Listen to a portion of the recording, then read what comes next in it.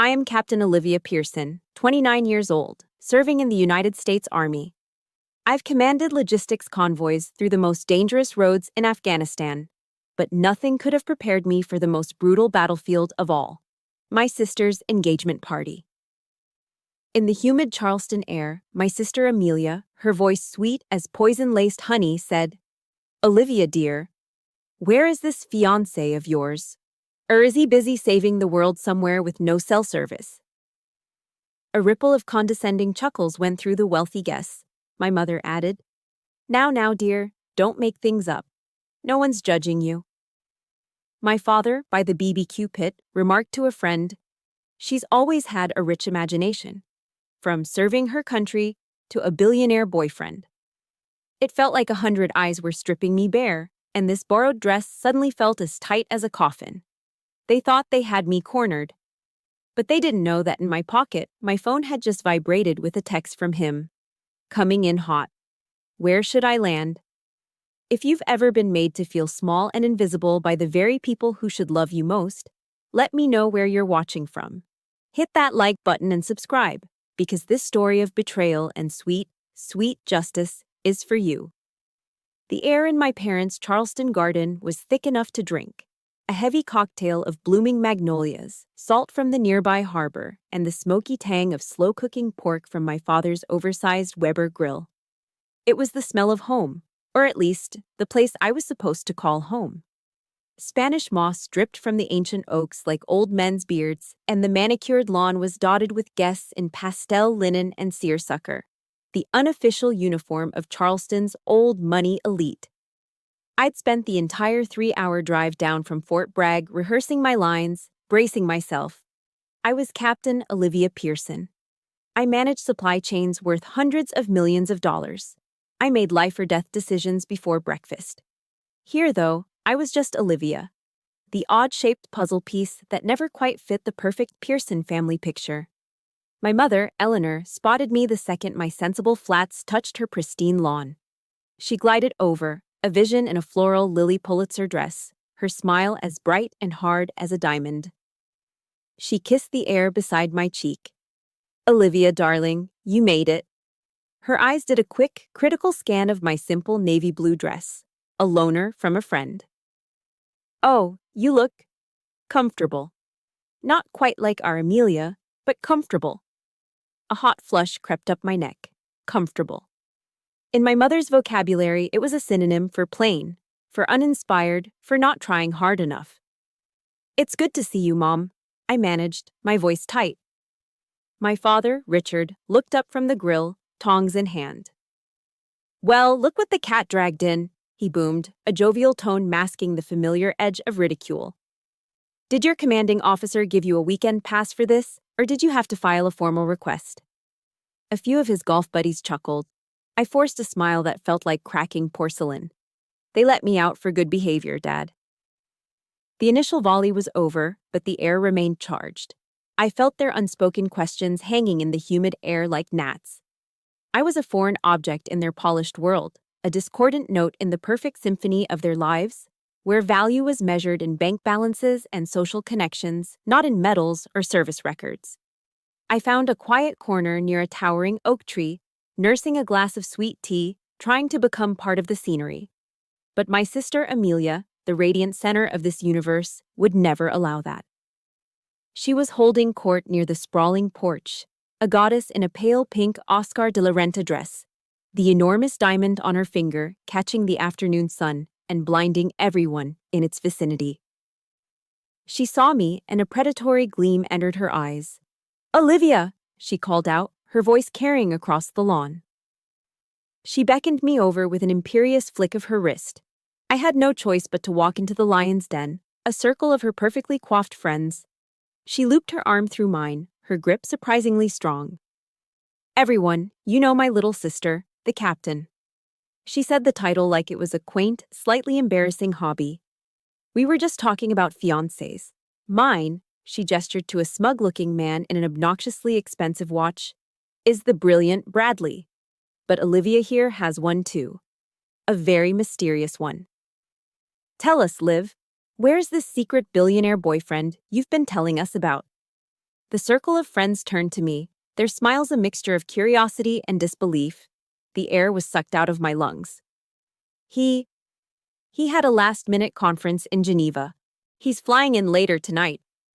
Amelia threw her head back and let out a laugh, a sound that was less joy and more dismissal. Oh, you're still sticking with that story? That's adorable, truly. Bradley, her fiancé, draped a possessive arm around her shoulders. Don't be hard on her, honey, he said, his voice dripping with condescension. He's probably just some character in one of her online games. The laughter that followed was sharp, a collective sound that felt like 100 tiny needles piercing my skin. My heart was hammering against my ribs, a frantic, trapped bird. My hands, holding the sweating glass of iced tea, felt like blocks of ice. In that moment, surrounded by their wealth and their certainty, I felt utterly, hopelessly foolish.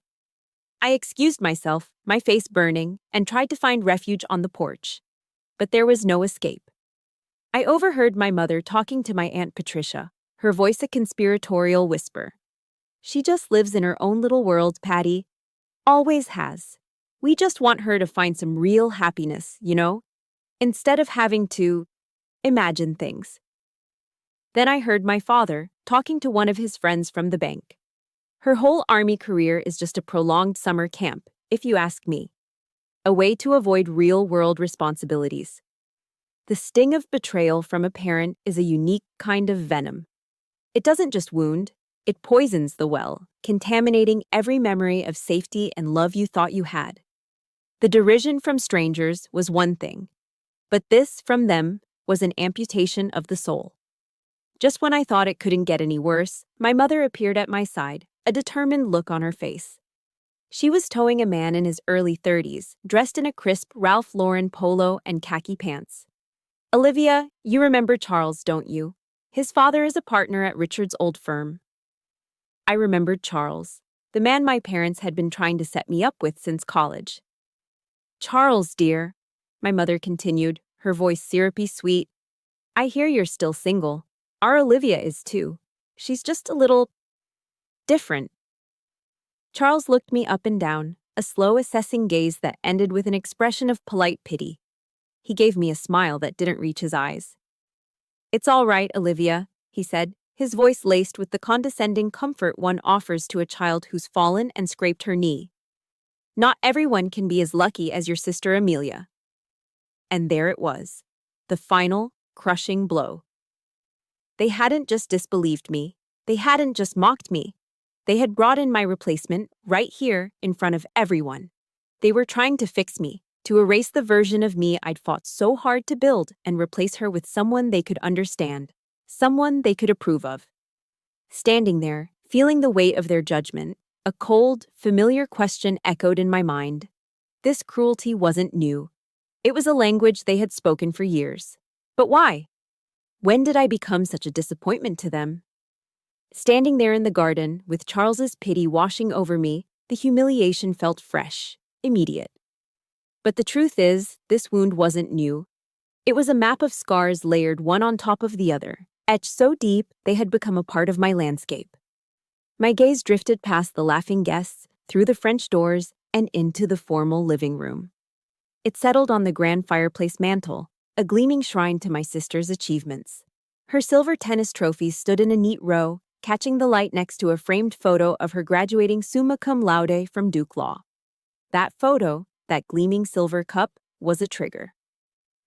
It pulled me back through time, back to a sweltering June day in New York, my own graduation from West Point. I can still feel the weight of my dress gray uniform, the wool scratching at my neck under the relentless sun. I remember the immense pride swelling in my chest as I tossed my cap into the air with my classmates, a sea of white against the brilliant blue sky. It was one of the hardest things I'd ever done. 4 years of relentless academic and physical challenges. My parents and Amelia were there, sitting in the stands, or at least their bodies were. Later that evening, at a high-end steakhouse in Manhattan that my father had chosen, the celebration felt hollow. My parents spent most of the dinner complaining. My God, the humidity, my mother said, fanning herself with a menu. You'd think for what this place costs, They could afford some better air circulation. It was just a long, expensive parade, if you ask me, my father added, swirling the red wine in his glass. He finally turned to me, his expression not one of pride, but of weary concern. Well, I hope you know what you're getting into, Olivia. That diploma isn't going to get you a seat in a corporate boardroom. There was no congratulations. No, we're so proud of you. Amelia, ever the pragmatist, slid a beautifully wrapped gift across the table. It was a ridiculously expensive set of La Mer skincare. To preserve that face, she'd said with a tight smile. The army has a way of aging a woman. The gift wasn't a celebration of my achievement, it was a correction, a reminder of the feminine standard I was already failing to meet. I felt so small. My monumental accomplishment shrinking under their casual disdain until it was nothing more than an inconvenient detour on their well-paved roadmap for my life. That feeling of erasure became a recurring theme. 2 years later, I came home on leave, my heart thrumming with a quiet, profound sense of achievement. I had just been awarded the Bronze Star. Not for valor in combat, but for my mind. For redesigning a logistics network in a hostile province, a system that saved the military millions of dollars, but, more importantly, demonstrably reduced soldier exposure to IEDs. It was the proudest moment of my professional life. I found my family in the living room. My mother was scrolling through her phone, looking at photos from Amelia's recent shopping trip to Paris. My father was watching some financial news channel. Hey, I started, my voice hesitant.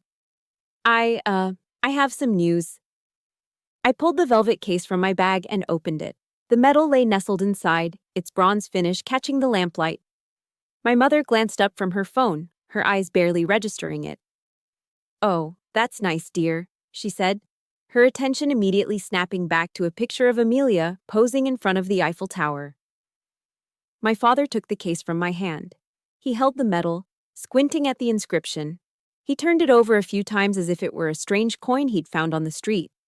Well, he said, handing it back, at least it's made of real metal. And that was it. That was the entirety of their reaction. Later, I found the case tucked away in the back of a junk drawer in the guest room, shoved behind old batteries and dried-up pens. My Bronze Star, a symbol of my dedication and intellect, treated like a cheap souvenir. The dismissal was most potent during the holidays. Christmas at the Pearson household was an exercise in theatrical gift-giving. One year, Amelia got the keys to a new Lexus, wrapped in a giant red bow. The next, it was a Hermès Birkin bag. My gifts were always practical. A check tucked inside a generic card, a Visa gift card. The message was clear, whether they intended it or not. We don't know you. We don't know what you like, what you need, what makes you happy. So here's some money. Go figure it out yourself. The year I turned 25, I had a short window of leave right over Christmas. I saved up my money and booked a surprise flight home, imagining their shocked, happy faces. I walked up the driveway of my childhood home on Christmas Eve, my duffel bag slung over my shoulder, my heart full of anticipation. But the house was dark, silent. A small, neatly printed note was taped to the front door. It was from the mailman, a notice of a mail hold. A quick search on my phone revealed the truth. My entire family was in Aspen, posting smiling, snow-dusted photos from the ski slopes. They had gone on a family vacation and hadn't thought to tell me. I spent that Christmas alone in the cold, empty house, eating takeout pizza, and watching the cheerful lights twinkle in the neighbors' windows. Perhaps the most cutting moment, though, came from Amelia, cloaked in the guise of sisterly advice. She'd cornered me in her old bedroom one visit, a space that was more of a museum to her own success than a place of rest. Olivia, I love you, which is why I have to be honest, she began, examining her perfectly manicured nails. You're wasting your life. Look at you. Your skin is weathered, your clothes are functional. You're never going to find a good man if you keep playing this tin soldier game. Just get out. Bradley can find you a decent office job, something respectable. Every word was a small, precise stab. She wasn't offering help, she was issuing a verdict. My life, my choices, my very identity, they were all wrong.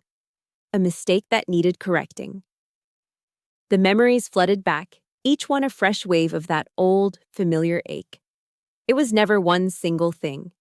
It was death by 1,000 cuts, a slow, systematic dismantling of my self-worth. And as I stood there in the garden, watching them all, I finally understood.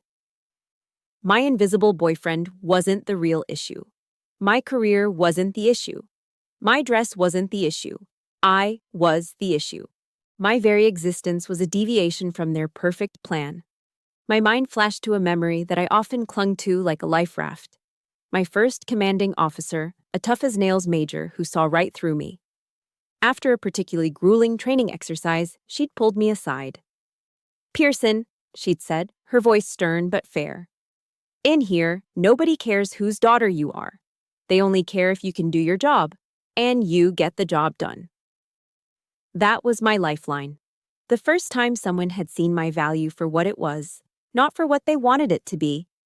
If you've ever had that one person, a teacher, a boss, a friend, who saw your true worth when your own family couldn't, I need you to do me a favor.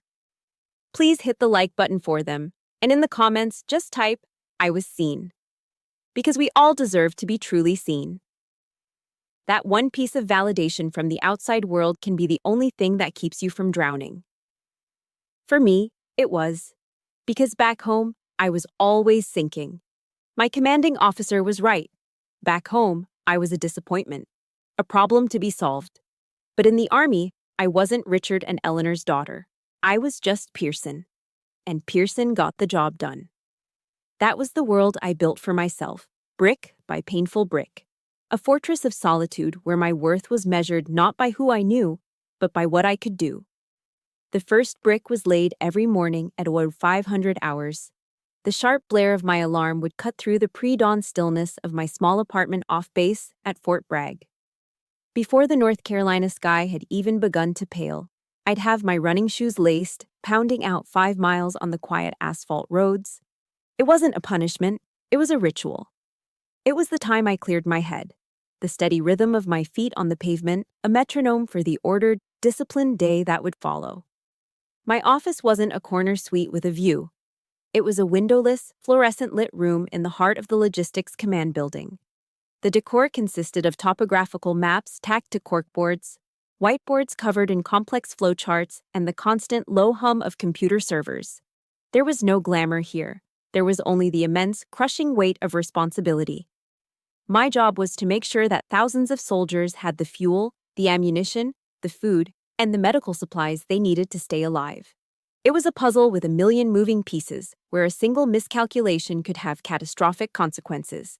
And I was good at it. In this world, I wasn't little Olivia. I was Captain Pearson. When I walked into a briefing room, junior officers and seasoned sergeants alike would straighten up, not out of fear, but out of respect. I remember one afternoon, a young sergeant came into my office, his face etched with panic. A critical shipment of replacement parts for their vehicle fleet was stuck somewhere in Poland, tangled in a web of customs bureaucracy. "Ma'am, we're dead in the water without those parts," he'd said, his voice tight with stress.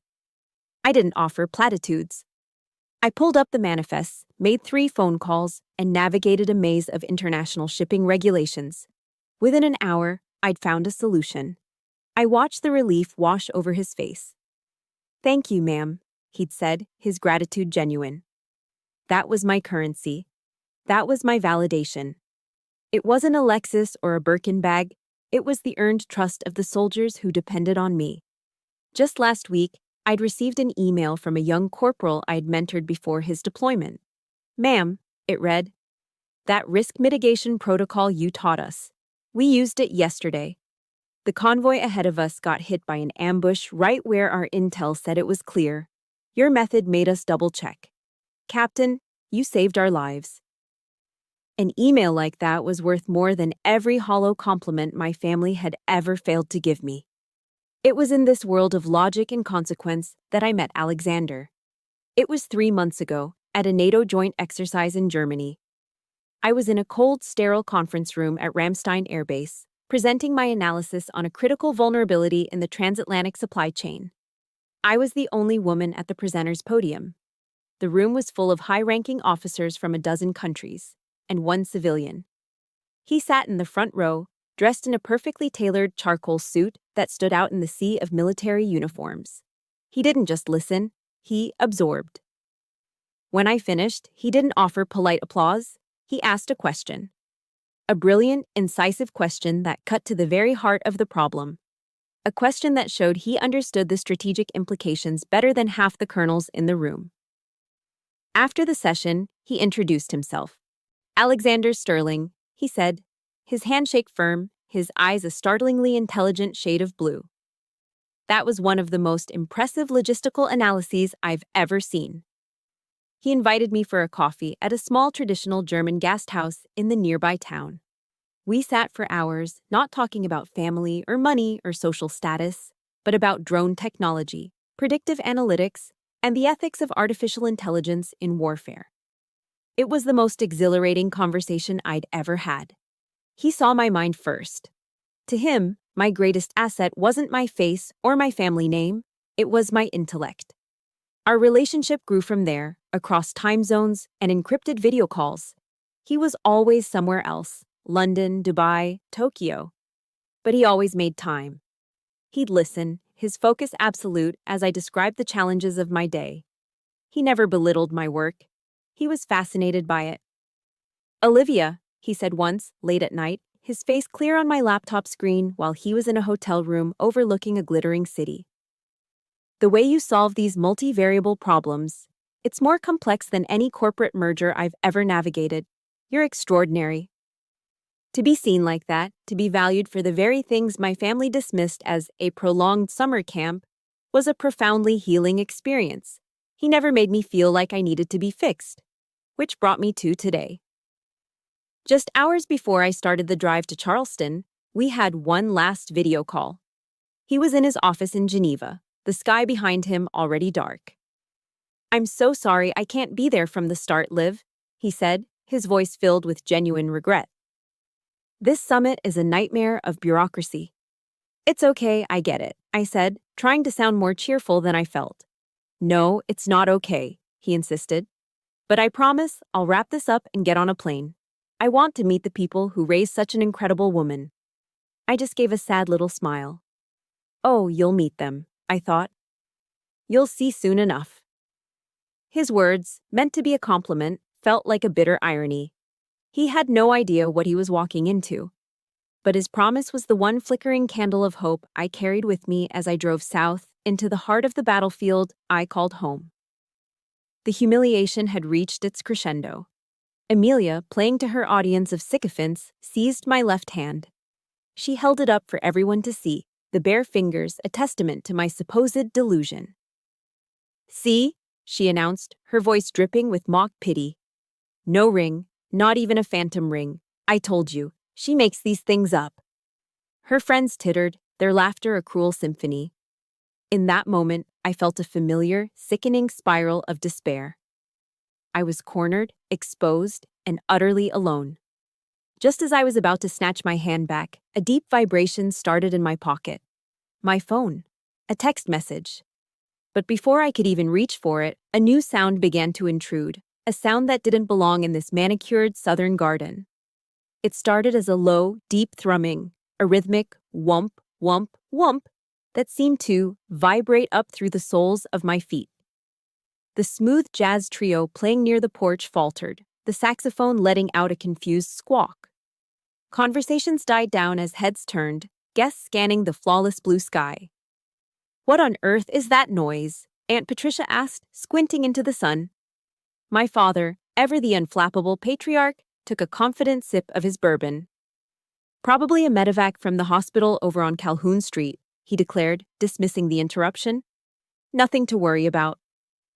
But it wasn't the distant, fading sound of a medical helicopter. This sound was growing, getting closer, deeper, more powerful. It was a physical presence pressing down on the humid air, shaking the delicate petals of my mother's prize-winning azaleas. All eyes turned upward. And then it appeared. Cresting over the tops of the ancient moss-draped oak trees was a helicopter. But it wasn't a clunky utilitarian aircraft. It was a machine of immense power and elegance, a custom Sikorsky S-76, painted a menacing glossy black. It moved like a panther, sleek and predatory, its presence an immediate and shocking violation of the party's genteel tranquility. It circled once, a confident survey of the terrain, before it began its descent onto the sprawling back lawn, the very spot my parents had reserved for Amelia's future wedding marquee. The downdraft from the rotor blades hit us like a hurricane. Chaos erupted. The linen tablecloths on the buffet tables were whipped into the air, sending shrimp cocktails and miniature crab cakes flying. My mother's elaborate floral centerpieces, the ones she'd spent a fortune on, were torn apart, their expensive petals scattered like confetti. Champagne flutes toppled over, their contents splashing across designer dresses. The male guests grabbed for their hats, the women shrieked, shielding their faces as a tornado of grass clippings and loose napkins swirled around them. Amelia's perfect party, her flawless stage, was being utterly demolished. And through it all, my family stood frozen, paralyzed with disbelief. My father's jaw was slack, his bourbon forgotten. My mother's face was a mask of pale, horrified shock. And Amelia. Amelia was statuesque, her mouth a perfect O of outrage, her expensive Oscar de la Renta dress now whipping violently around her legs. She had completely forgotten about me. I, however, was the only calm one in the storm. Because as the helicopter settled onto the grass, I saw it. A small, discreet logo painted on the side. 2 stylized, interlocking letters. The emblem of Sterling Dynamics. And I knew. The engine whined down, the roar of the rotors slowing to a manageable whir.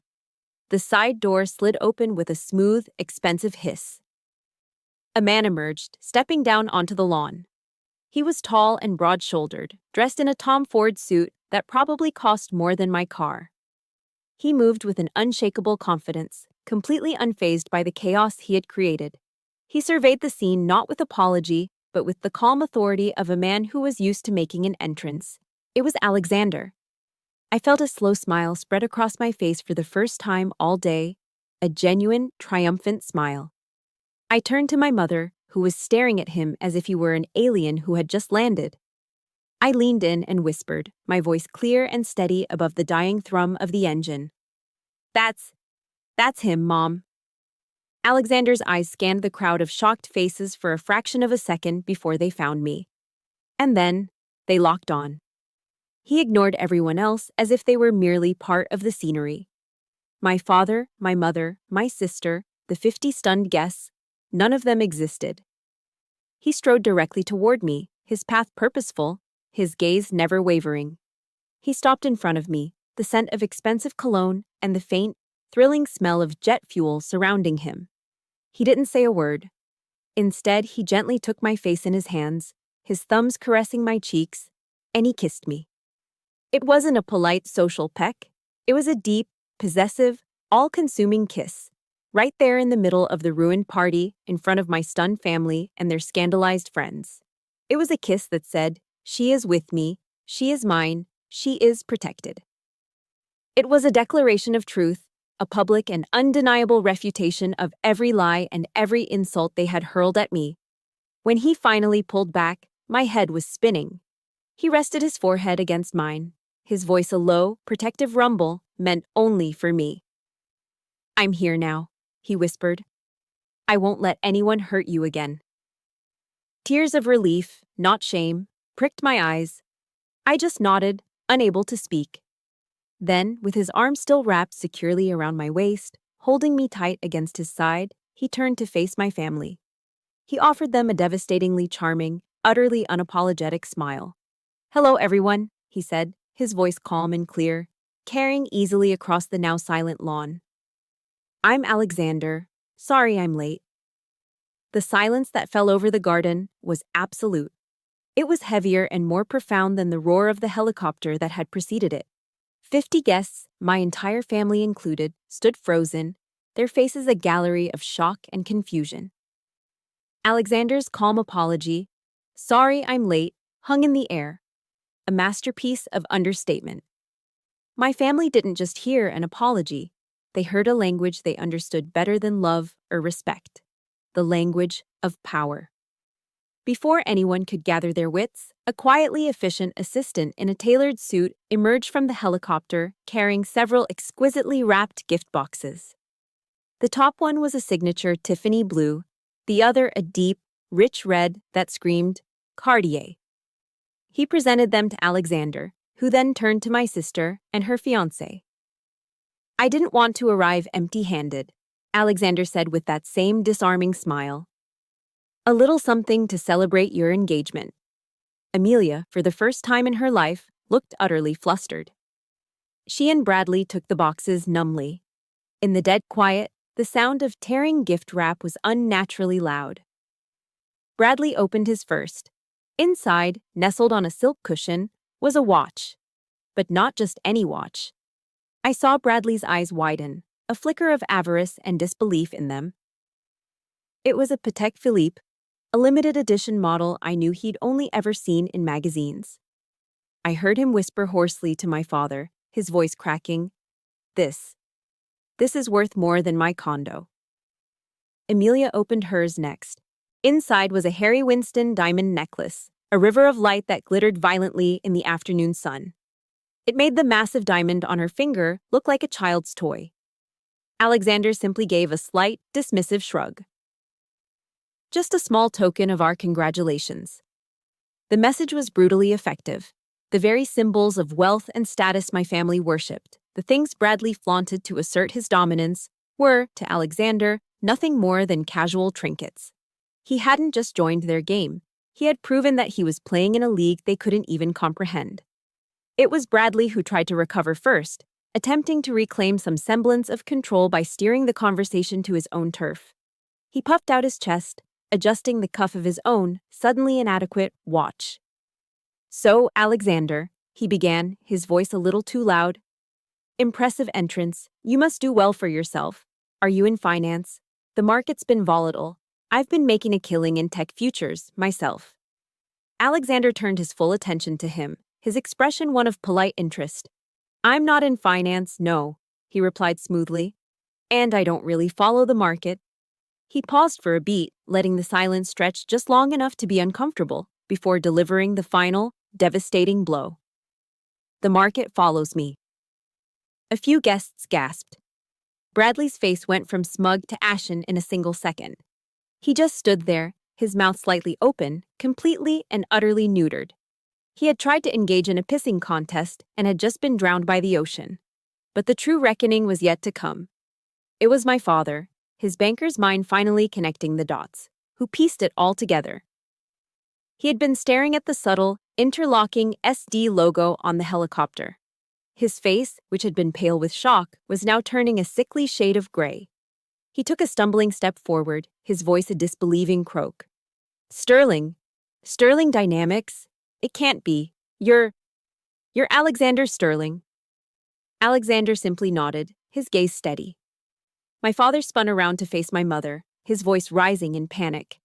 Eleanor, he hissed, grabbing her arm. This is the man who completed a hostile takeover of Lockheed Martin's entire aerospace division last month. The deal was worth billions. There were no pictures of him in the press, no interviews. His eyes widened as the horrifying realization dawned on him. There was nothing in the papers because he owns the papers. A collective, horrified silence fell upon the Pearson family. The full weight of their miscalculation crashed down on them. They had mocked me, sneered at me, accused me of inventing a boyfriend. They had pictured some nerdy government contractor from the Pentagon. They had never, in their wildest, most materialistic dreams, imagined that the man I was dating didn't just work with the Pentagon, he was the man who technologically owned it. My Aunt Patricia, never one to be left out, finally found her voice. My goodness, Mr. Sterling, what is it that you do, exactly? Alexander's smile never wavered, but now he turned the full force of his power not upon himself, but upon me. Please, call me Alexander, he said, his arm tightening around my waist. He then looked directly at my parents. What I do is find a talent. I met Captain Pearson when she was giving a presentation on logistical solutions. Her analysis, he said, his voice ringing with genuine respect, has since saved my company close to $500 million in development costs. More importantly, Her risk mitigation models have increased soldier survivability rates in our simulations by 15%. Your daughter isn't just an officer, she is a national asset. He held their gaze. You must be immeasurably proud. The words hung in the air, a stunning indictment of their every action. He had used their own language, money, results, status, to prove my worth.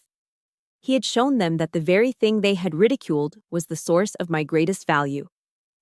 And then, before they could even begin to process this, he turned back to me. In front of everyone, he released my waist and smoothly went down on one knee. The crowd gasped as one. My heart stopped. Olivia, he said, his voice, now gentle, but still carrying across the lawn, was aimed only at me. Your family thought I wasn't real. They thought our love wasn't real. He reached into his jacket and produced a small velvet box. I want to prove them wrong. About everything. He opened the box. Inside, resting on a bed of black silk, was the most magnificent ring I'd ever seen. A flawless canary yellow diamond, cut into a radiant square, flanked by two smaller white diamonds. It blazed under the Charleston sun, a star of impossible brilliance. Captain Olivia Pearson, he said, his eyes full of a love so real it made my knees weak. Will you do me the honor of becoming my wife in a very, very real way? Tears, hot and sudden, streamed down my face as a sob of pure, unadulterated joy escaped my lips. I could only nod, my whole world shrinking down to this man, this moment, this perfect, beautiful, undeniable truth. It wasn't just a proposal, it was a coronation. It was the ultimate vindication. As I whispered, yes, the world seemed to fall away. There was only Alexander, his eyes reflecting a universe of devotion I never thought I'd be the center of. He slid the heavy, magnificent ring onto my finger. It fit perfectly. For a moment, it felt like a shield, a tangible piece of armor. As he stood up, taking my hand and pulling me to my feet, I felt it. Not just the weight of the ring, but the weight of my own power returning to me. The years of feeling small and apologetic began to evaporate under the heat of my newfound certainty. The spell was broken. The first to try and piece it back together was my mother. The shock on her face quickly melted away, replaced by a frantic saccharine smile. She rushed forward, arms outstretched as if to pull me into a celebratory hug. Oh, Olivia, darling. Alexander. My goodness, you're just so impressive, she gushed, her voice a pitch higher than usual. She turned to me, her eyes wide with feigned maternal reproach. Why on earth didn't you tell us sooner? Letting your poor mother worry like that? Amelia was right behind her, a brittle smile plastered on her face, trying desperately to regain her footing as the party's gracious host. Yes, Liv, honestly, she chimed in, linking her arm through Bradley's. We were just teasing you. You know how we are.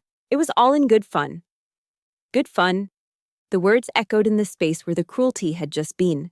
They were trying to rewrite history, to shrink their monstrous behavior down to a harmless little joke, a simple misunderstanding. They were trying to pull me back into the familiar dynamic, back into the role of the overly sensitive daughter who just couldn't take a little ribbing. But the person who had accepted that role for 29 years was no longer present. I looked at my mother's outstretched arms, at her desperate, smiling face, and I felt nothing. No anger, no sadness, just a profound and chilling clarity. I gently took her hands and moved them away from me. No, I said. My voice didn't tremble. It was low, steady, and as cold and hard as steel. It was the voice of Captain Pearson issuing a direct order, and it silenced them instantly. I let my gaze travel from my mother's stunned face to my sister's, then to my father, who was still standing by the grill like a monument to his own irrelevance. This wasn't a joke, I continued, my voice cutting through the silence. For my entire life, you have all made it perfectly clear what you think of me, of my choices, of my life. Today, you said it louder than ever, in front of all these people. I paused, letting the weight of my words settle. And I heard you. I finally, truly heard you. I turned to Alexander, who had been standing silently by my side, a bastion of unwavering support. "Let's go," I said. It wasn't a request, it was a command. He nodded once, his eyes full of understanding. We turned to walk toward the helicopter, a united front leaving the battlefield behind. "Olivia, you can't just leave." My mother's voice was sharp with panic now, the fake sweetness gone. She grabbed my arm, her grip surprisingly tight. "What will people think?" Her final plea. Not, "Don't go, I love you." Not, "I'm so sorry." But, "What will people think?" It was the story of my life, summarized in a single, desperate question. Her concern wasn't for me, it was for the pristine image of the Pearson family, which was now cracking under pressure. I didn't even look at her. Alexander did.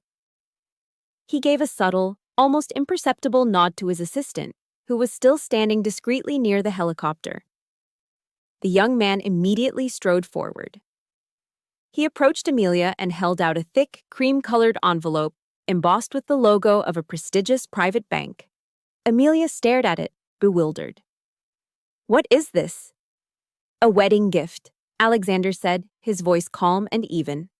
"From Olivia." Amelia tore it open. Inside was a single cashier's check. I couldn't see the amount from where I was standing, but I saw the color drain from my sister's face. I saw her hand begin to shake. "It should cover the entire cost of your wedding and the honeymoon," Alexander continued, his tone matter-of-fact. "Consider it a final contribution. We owe you nothing." That was it. The final severing blow. They had used money as a tool of approval and disapproval my entire life. And now, we were using it to buy my freedom. We walked away. This time, no one tried to stop us. We climbed into the leather-appointed cabin of the helicopter, the door sliding shut, sealing us off from the wreckage of the party. As we lifted off the ground, the powerful thrum of the rotors was the sound of my own liberation. I looked down through the window. The scene below was like something from a movie. The once perfect garden was a swirl of chaos, the guests murmuring in confused little clusters. I saw my father and mother in the midst of a furious, gesturing argument, the blame game already in full swing. And I saw my sister, Amelia, standing alone in the middle of the ruined lawn, motionless, clutching that piece of paper as if it were both a winning lottery ticket and a death certificate. For the first time in my life, a scene of my family's dysfunction didn't cause a pang of pain in my chest. There was no sadness, no longing. There was only the quiet, expansive feeling of relief. As the helicopter banked and turned out over the Ashley River, the sprawling mansion shrinking below me, I knew I was free. Have you ever had that one moment, that final straw, where you knew you had to walk away to save yourself? It's a terrifying and incredibly liberating feeling. If you know what I'm talking about, please hit that like button as a salute to your own strength. And in the comments, just write one word, freedom. Because that's what this moment was all about. As I leaned back into my seat, I felt a hand cover mine. It was Alexander's. His grip was warm and strong. I looked at him, and he just smiled. A quiet smile of profound understanding. I had spent my life fighting battles, but for the first time, I felt like I had finally won the war. I was finally, truly, free. The flight from my parents' house was short, a 10-minute journey that felt like crossing into another dimension. We landed softly on the rooftop helipad of the Dewberry Hotel. Its chic, mid-century modern architecture a stark contrast to the old-world stuffiness we'd just escaped. A private elevator took us directly to the presidential suite, the John C. Calhoun penthouse. The moment the heavy suite door clicked shut behind us, the silence was absolute. It was a deep, luxurious quiet that absorbed all the noise, all the chaos, all the cruelty of the past few hours.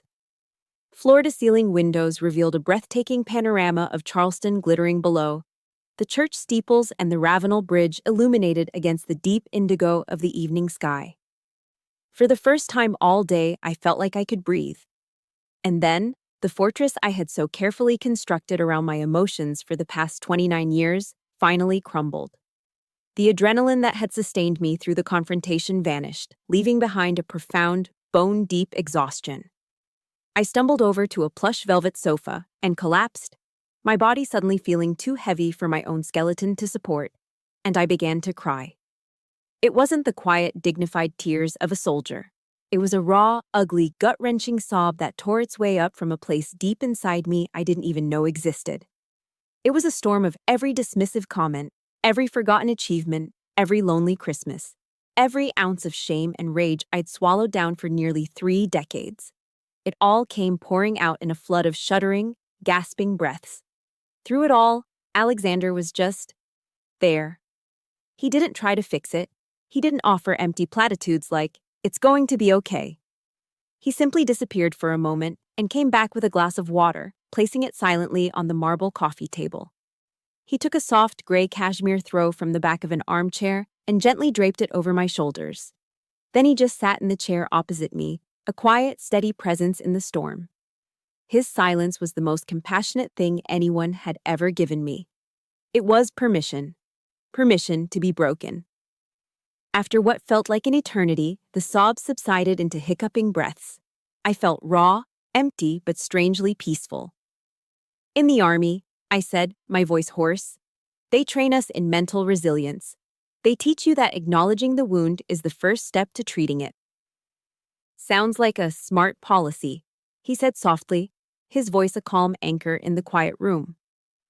I looked at him, my fiancé, this incredible, impossible man who had appeared out of the sky. "They couldn't find you online, you know," I murmured.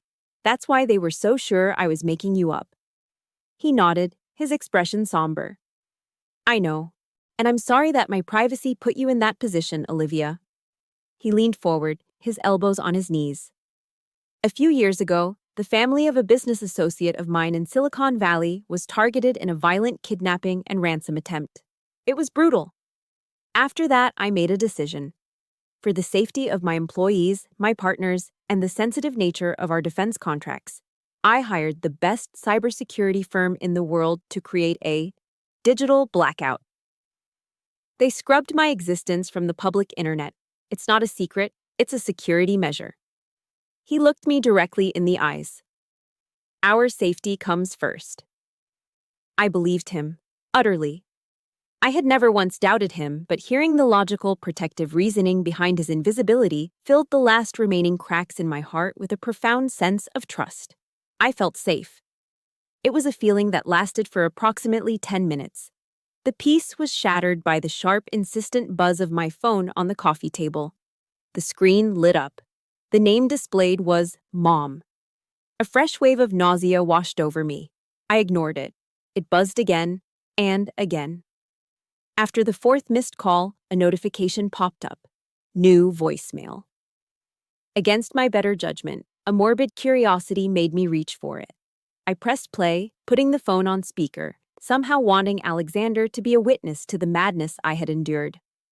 My mother's voice filled the serene penthouse, and it was a performance worthy of an Oscar. It was laced with theatrical panic, crocodile tears, and a venomous self-righteousness. "Olivia, thank God, I was so worried. Your father and I have been doing some digging. We've been calling everyone we know." "There's nothing, Olivia, do you hear me? Nothing. This man is a phantom. He's a con artist, can't you see that? He's playing you for a fool. How much more shame can you possibly bring upon this family? I demand that you come home this instant before you cause another catastrophe." The message ended.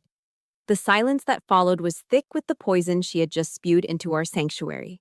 Every word was a deliberate, calculated strike. No apology, no remorse. Just the same old accusations, the same toxic manipulation, amplified to a hysterical new pitch. She had seen the helicopter. She had seen the man. And she still chose to believe her own malicious narrative. It was insane. The small, fragile sense of peace I had found just moments before was shattered, replaced by a cold, hard rage. Before I could even react, Alexander leaned forward, his face a mask of calm, controlled fury. He picked up my phone, his movements precise and deliberate. He pressed and held the power button until the screen went black. "That's enough," he said, his voice quiet but absolutely resolute. He placed the inert phone back on the table, face down. She doesn't get to reach you here. They don't get to do this to you anymore. He stood up and walked over to the window, looking out at the city lights. Tomorrow, he said, his back still to me. Tomorrow, we face them. But we do it on your terms, in a place of your choosing. He turned around, his eyes locking with mine, and in them, I saw an unbreakable promise. Tonight, you rest. I promise you, Olivia. From this moment on, you will never have to fight a battle alone again. His words were a shield, extinguishing the fire of my mother's hateful message. I looked at him, this man who had descended from the sky and now stood as the sole guardian of my broken heart. And I knew that tomorrow, the war would finally come to an end. But this time, I wouldn't be the only soldier on the field. Alexander kept his promise. The next morning, it was I who initiated contact. After a restful, uninterrupted sleep, I woke up feeling a sense of calm clarity I hadn't felt in years. I was the one who called my mother. My voice was even, my tone professional, as I informed her that Alexander and I would meet them at 10 a.m. I chose the venue, the Daily, a trendy, upscale coffee shop on King Street that was always bustling. It was neutral territory, a public space. It was my battlefield, and I was choosing the terrain. When my family arrived, they were a united front of simmering hostility.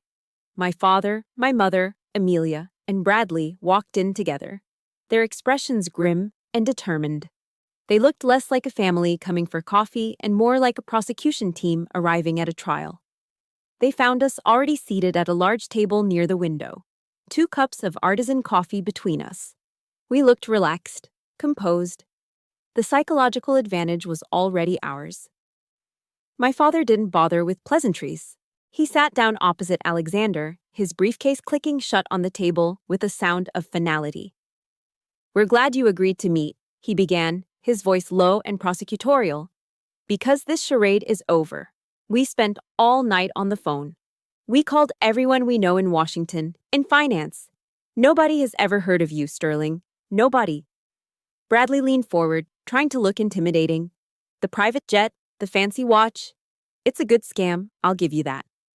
But it's over. We're giving you one chance to walk away from Olivia and disappear before we call the police and have you investigated for fraud."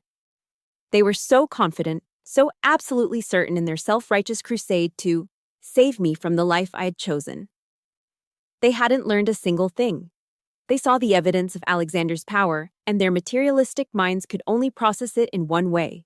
It had to be a trick. Through it all, Alexander just listened, his expression calm, almost serene.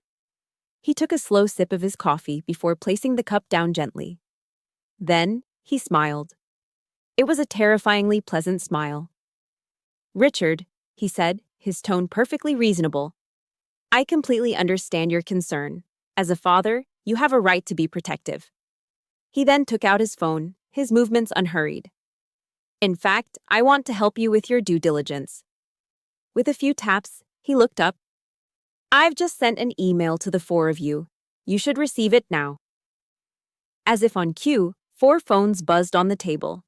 My mother, father, Amelia, and Bradley all looked down, their faces illuminated by the screens. I watched them as they read. I saw 4 expressions of smug certainty slowly curdle into confusion and then into disbelief. The email wasn't a defense. It was an arsenal. On the screen was a simple list. It contained the private direct line cell phone numbers for the current Secretary of Defense, 2 senators on the Armed Services Committee, the CEOs of Raytheon and Boeing, and a half-dozen other names that were titans of industry and government. Attached to the email were redacted copies of multi-billion-dollar contracts between Sterling Dynamics and the U.S. Department of Defense. Alexander leaned back in his chair. "Please," he said, his voice a soft, dangerous invitation. "Don't take my word for it. Pick a name, any name on that list, and give them a call. Ask about me." The 4 of them just stared at their phones, then at Alexander, then back at their phones. They were trapped. To refuse the offer would be to admit defeat. To accept it was to risk total humiliation. My father, a man whose entire identity was built on pride, couldn't back down. His hands were trembling slightly, but he squared his shoulders. His eyes scanned the list, looking for a name he could trust, a name that was unimpeachable. He found one. General Mattis, he said, his voice a dry rasp. I'll call General James Mattis. It was a smart choice. Mad Dog, Mattis, the revered four-star general and former Secretary of Defense, a public figure of immense integrity. Alexander just nodded. An excellent choice. My father stabbed at the screen with a shaky finger. The call connected. General Mattis, sir, my name is Richard Pearson, he began, his voice overly formal. He stood up and walked stiffly towards the front of the coffee shop for a semblance of privacy, his back to us. The rest of us sat in a silence so thick I could feel it pressing on my eardrums. My mother was twisting her napkin into shreds. Amelia was staring blankly at the street outside. Bradley was studying the tabletop as if it held the secrets of the universe. Alexander, for his part, simply took another sip of his coffee. The seconds ticked by, each one an eternity. It felt like waiting for a verdict. Finally, after what felt like a lifetime, but was probably only 3 minutes, my father turned around. The change in him was staggering. The arrogant, accusatory man who had walked out was gone. In his place was a stooped, diminished figure. His face was the color of chalk. He walked back to the table with the unsteady gait of a much older man and collapsed into his chair. He didn't look at Alexander. He didn't look at his wife or his other daughter. He looked at me. And for the first time in my entire life, I saw something in my father's eyes I had never seen before. Awe. It's true, he whispered, the words barely audible. His voice was hollow, stripped of all its bluster. It's all true. He swallowed hard. General Mattis, he said Alexander Sterling is one of this country's quiet heroes. He took a ragged breath, his gaze still fixed on my face. And then he said that Captain Olivia Pearson is one of the finest, most brilliant young officers he's ever had the privilege of knowing. The confession hung in the air, a final, definitive judgment. My mother let out a small, strangled gasp. Amelia's eyes filled with tears of shame. They had been so wrong, so profoundly, catastrophically, humiliatingly wrong. And the truth hadn't just come from the man they'd called a fraud. It had come from the mouth of a hero, a man they revered.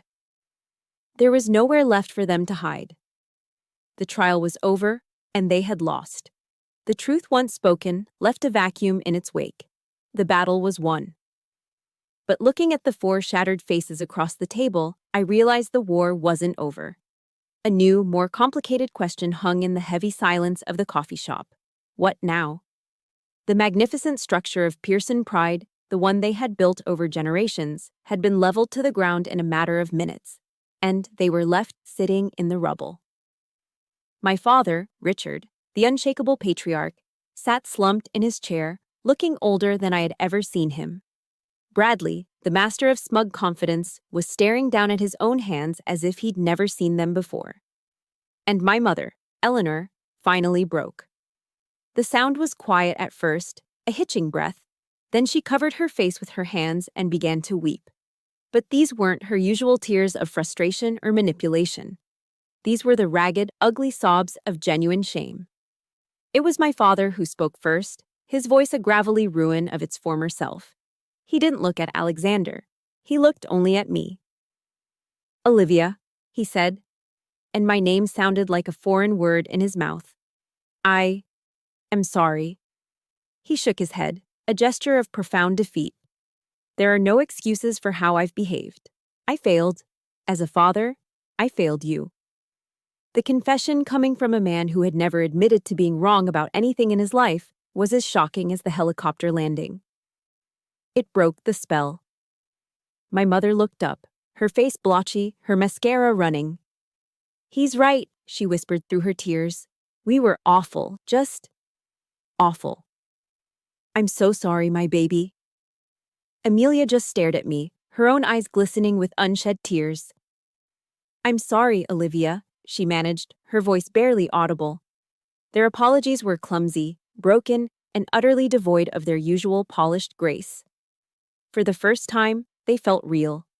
For a long moment, I said nothing. I just listened. Alexander placed his hand gently on my arm, a silent message of support. But he knew this was my moment. The old Olivia would have rushed to comfort them, to smooth things over, to say, "It's okay," just to end the unbearable discomfort. But I wasn't the old Olivia anymore. I took a slow breath, my voice calm and measured when I finally spoke.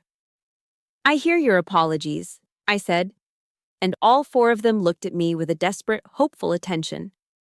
"And I believe you mean them, right now, in this moment." I let that hang in the air before continuing. But words aren't enough. They can't erase 29 years. Trust, I've learned, is earned in drops and lost in buckets. And you have overturned the entire bucket. My tone wasn't angry, it was factual. The voice of a commander outlining the terms of a ceasefire. So, if you are serious about wanting to fix this, it's not going to be a quick or easy process. There are conditions.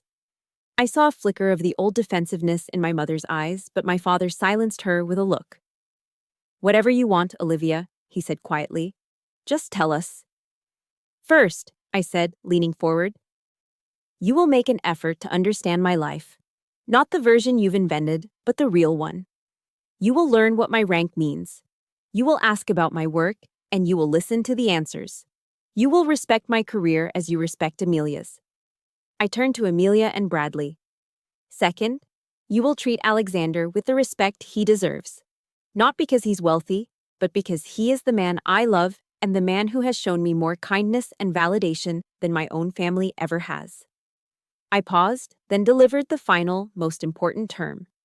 "And third, and this is non-negotiable. I need space. I need time. Time to heal from the damage that you inflicted. That means I will contact you when I am ready. You will not call me, you will not text me, and you will not show up unannounced. You will wait. And you will use that time to think about what you've done." I finished, and the silence returned, but this time it was different. It wasn't tense, it was contemplative. I had not screamed or accused. I had simply taken back control. I had set the boundaries. Later that evening, back in the serene quiet of the penthouse, my phone rang. I saw the caller ID and was about to decline it, but something made me answer. It was Amelia. "Hey," she said. Her voice was small, tentative, stripped of its usual confident cadence. "I thought I was clear about the space, Amelia," I said, my voice cool. I know, and I'm sorry," she rushed to say. "This will be the last time, I promise. I couldn't let today end without—" She trailed off, taking a shaky breath, "without saying it properly." I waited. "Liv," she said. And the use of my childhood nickname, a name she hadn't used in over a decade, sent a small jolt through me. "I am so sorry. I was wrong. About everything." I could hear her start to cry softly on the other end of the line. "It's not an excuse," she continued, her voice thick with emotion. "But I need you to know why. The truth is, I was jealous of you." I was so stunned I couldn't speak. Jealous? Of me? "All my life," she explained. "I did exactly what Mom and Dad wanted. I went to the right schools, got the right grades, landed the right job, got the right fiancé. I checked every single box. But you didn't. You walked away. You had the courage to build your own life, a life that had nothing to do with their expectations. You were free." Her voice broke. "And I hated you for it. Because I wasn't. You have a freedom that none of my money or my success could ever buy." Her confession didn't magically heal the wounds of a lifetime. But it was a start. It was a single, authentic drop of trust in a bucket that had been bone dry for so long. It didn't fix everything, but for the first time in as long as I could remember, it opened a small, narrow door to a future I never thought was possible. A future where, just maybe, we could be sisters again. The months that followed our confrontation at the coffee shop were a testament to the power of choice. My family, stripped of their pride and forced to confront the ugliest parts of themselves, had a choice.